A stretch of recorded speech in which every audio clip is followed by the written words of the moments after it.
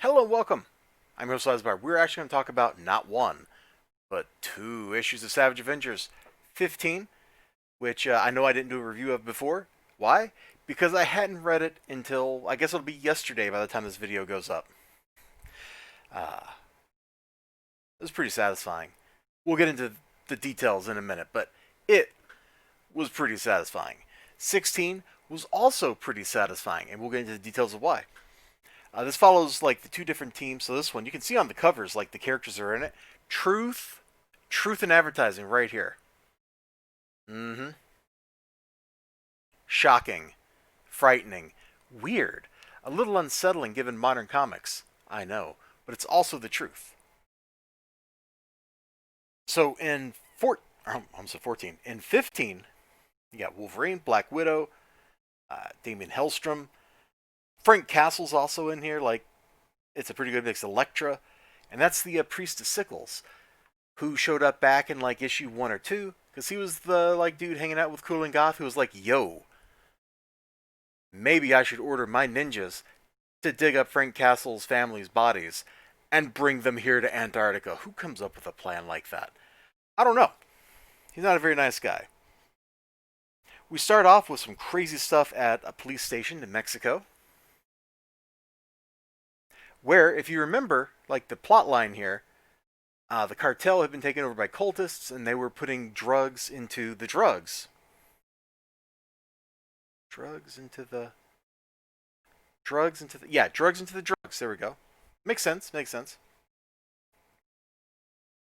Those drugs killed whoever took them, and then that person got resurrected with a little piece of the Elder God, and then Kulan Goth got to eat the little piece of the Elder God. So there you go. I really like that panel. It's cool looking. It's dynamic. I love it. There's everything to love about that particular panel. That whole intro sequence was pretty good. Then our heroes show up, and they go to wreck the cultist party. Right there, over in the big cartel mansion estate thing. And that's where the fighting starts. And that is pretty much the rest of the book, is just lots of fighting. Some of the art is kind of stiff. And by that I mean, really, I'm looking at Logan jumping right here. This looks stiff. This looks like somebody painted a mannequin. Like, there's no life to it. By that same token, just on the opposite page, there's actually like a little bit of life. Like, that's a great little claw swipe. Uh, I don't think Frank puts his arms down this entire book. I think he's just pretty much like the whole time. But that's got to wear your arms and shoulders out. But like their poses down here, they look way better. Now I'm going to show you one more bit in here. Well, before I do that, there's a page or a little panel where Wolverine's like, "Boy, I haven't had this much fun since whatever," and Frank Castle's like, "None of this is fun." And then Logan's like, "Lighten up, Frank." I don't know if that reaction really felt right to me, if that felt good, if that felt like it should. Not really sure. But the next page sees the Black Widow using a little subterfuge. Look what the cultists are doing, man. I mean, I guess if you're gonna like have a bunch of people pack your drugs up, you should. I'm not even gonna finish whatever that train of thought was going.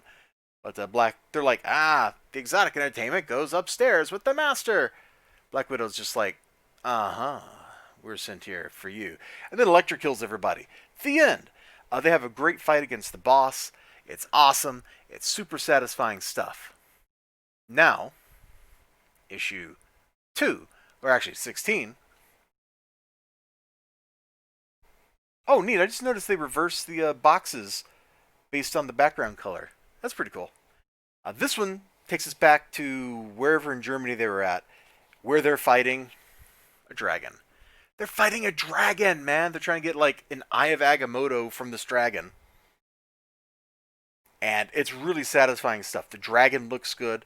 They all look pretty cool. Uh, their on the fly planning works pretty well. Dragon's like, eat some fire, yo. So what happens when you're like, eat some fire, yo? Magic's like, well, let me just redirect the fire. And then Juggernaut punches the dragon. I am super duper ultra omega satisfied. And that's really all this book is. is just lots of fighting. The dragon's like, "You smell like Sidorak," and chucks the Juggernaut, which you may not be able to stop the Juggernaut from moving, but he can't fly, so it's a good tactic. There's a few little silly comic book flourishes here, like this. I actually, when I first saw it, I thought it was stupid, and then like a half second later, I went, no, no. Actually, that kind of makes sense because she's an X-Man, she's a superhero, this is a superhero comic. They're gonna do goofy stuff. Like, just go read a Jack Kirby book where every panel has 2 paragraphs of text in it of somebody doing exposition about what they're doing at that exact moment, you know? This is what I expected from Savage Avengers. These were both satisfying, they were full of action, full of violence. This is what Savage Avengers should be, not like a couple of those few issues back where it was like, meh, meh, meh, meh, meh. Like, that's not what Savage Avengers should be about. This is. I have some problems with the art a little bit. It looks kind of like it's posed 3D models or something, and that is super unsatisfying. But it's not unsatisfying enough that it actually makes me not want to read the book. So maybe the phrase or the word super in front of unsatisfying is not appropriate. I don't know. Seemed like a good phrase at the time when I said it. Check these out, man. Check these out. They are just fun. Kind of turn your brain off, watch a summer blockbuster. That's what this comic book is. I'll see you all next time. At least I hope so. Till then, have a great day. Bye bye.